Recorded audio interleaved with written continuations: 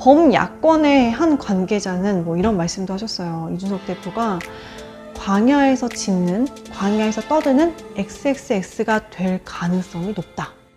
여러분 안녕하세요. 이미미입니다. 제가 있는 미국에서 현재 새벽 1시가 넘어가고 있습니다. 한국에서는 다양한 어떤 정치 사안들이 굴러가고 있는데요. 오늘도 야당 얘기를 다뤄보려고 해요.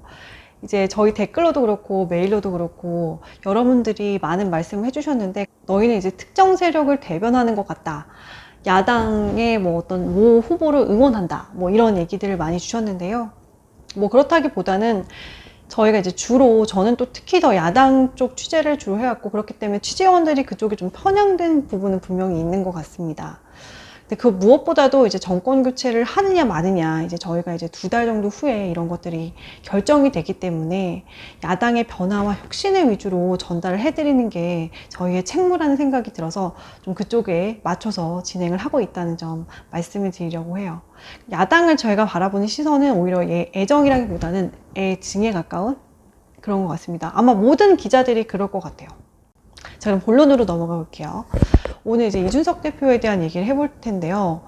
지금 이제 의원총회에서 이준석 대표에 대한 사퇴 결의 촉구안이 만들어졌다고 하죠. 이걸 이제 이준석 대표가 받을까 말까인데, 현재로서 이제 빽뿔 나온 걸 종합을 해보면은 받을 것 같지가 않습니다.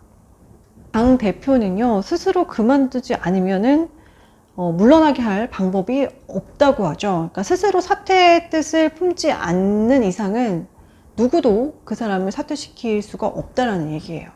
의원총회의 어떤 분위기를 들을 수 있는 것들을 좀 종합을 해보면, 특히 송석준 의원 같은 경우에는 모두 발언에서 이런 얘기를 했다고 하죠. 청년 찌질이 꼰대 되지 말아라. 그러니까 이 얘기로 분위기가 어땠을지 조금 짐작이 가는데, 그러니까 대다수가 좀 사퇴를 하는 게 좋겠다, 뭐 이런 얘기를 했다라는 거예요. 근데 뭐 제가 봐도 이준석 대표는 받을 생각이, 의향이 없어 보입니다. 본인이 이미 밝히기도 했죠. 그럼 이제 그냥 이렇게 가느냐, 이 상태대로 그렇게 가는 거냐. 그러니까 내 편인데 내 편이 아닌 것 같고, 계속 나가서 이제 다른 얘기를 하고 있고, 이게 민주당인지 국민의힘인지 헷갈리고, 이런 상태로 계속 가느냐, 이거는 아닌 것 같습니다. 다음 스텝이 어떻게 될 거냐, 이걸 제가 좀 취재를 해봤는데요.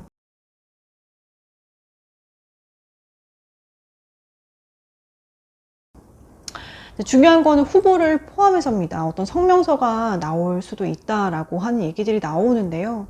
후보를 포함해서 이제 의원들, 그 의원들은 어쨌든 사퇴를 했으면 좋겠다, 이런 촉구 결의안을 이미 올린 상태니까 대다수가 그런 의견으로 봐도 무방하겠죠.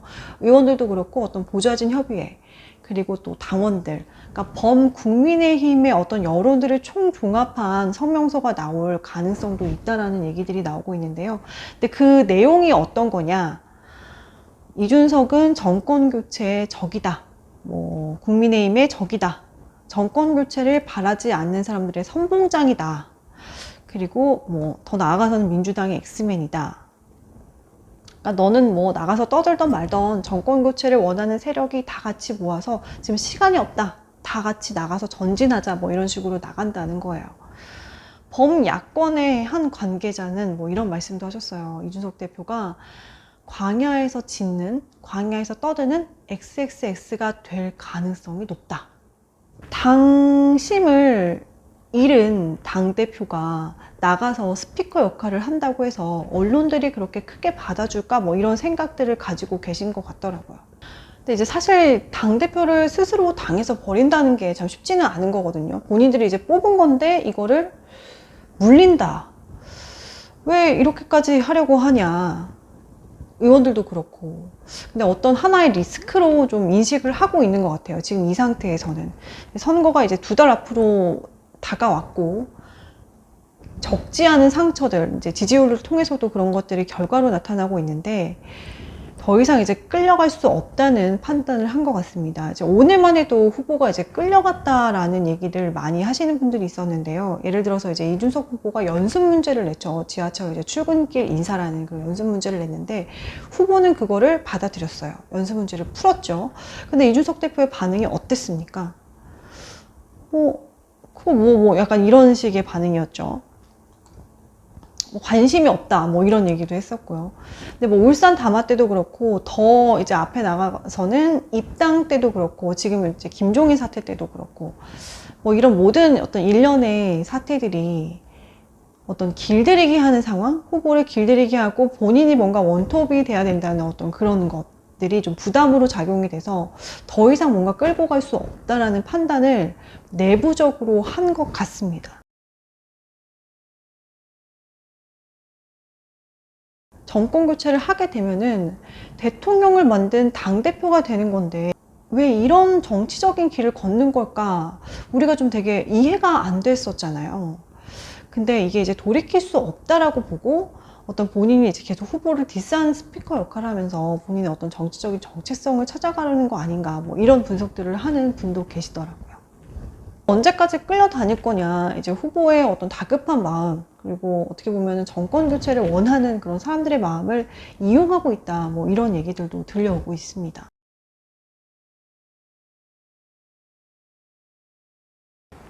그 시간에 이제 윤석열 후보는 청년 보좌역을 만났습니다. 여기에서 이제 다양한 목소리들이 나왔는데요. 여기서 이준석 후보를 안고 가야 한다는 의견들이 많이 나왔습니다.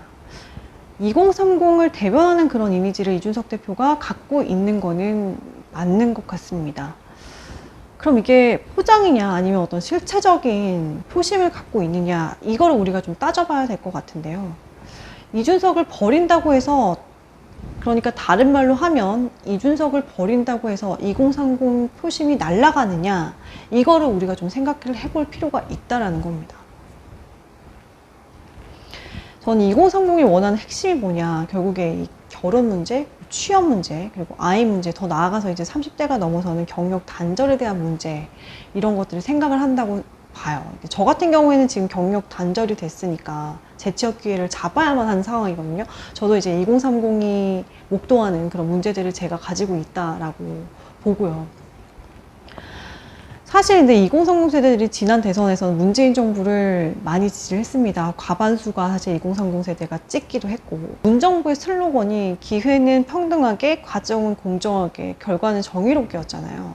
이 슬로건이 이 청년들의 마음을 확 잡은 게 있어요. 아, 이런 희망을 우리가 정말 품어봐도 될까? 이런 생각들을 다들 했고, 그래서 뽑아준 게 있습니다. 그런데 2030 세대들의 마음이 돌아섰잖아요. 근데 이게 왜 그럴까? 이걸 우리가 좀 생각을 해봐야 되는데, 뭐 주택값이 많이 오르고, 뭐 일자리도 없고, 취업도 안 되고, 뭐 이런 뭐 현실적인 문제들 다 떠나서 저는 조국 사태가 가장 컸다라고 생각을 합니다. 우리나라에서 대학교만큼은 뭡니까? 이제 평등하게 갈 수 있을 것 같다. 뭐 대학교만큼은 우리가 공정하게 좀 되지 않냐? 이런 생각이 다들 있잖아요. 근데 우리가 뉴스에서 목도를 한 거예요. 뉴스에서 딱 본 거예요. 맞닥뜨린 거예요, 그냥.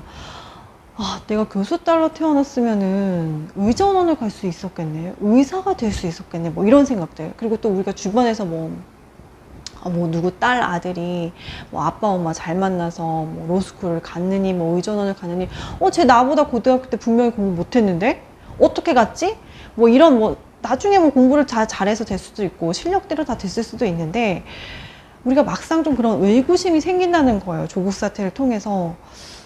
금수저로 태어나지 않아서 내가 이 모양 이 꼴로 사는 건가? 뭐 어떤 이런 마음의 의구심, 이런 생각이 자꾸 든다라는 거죠.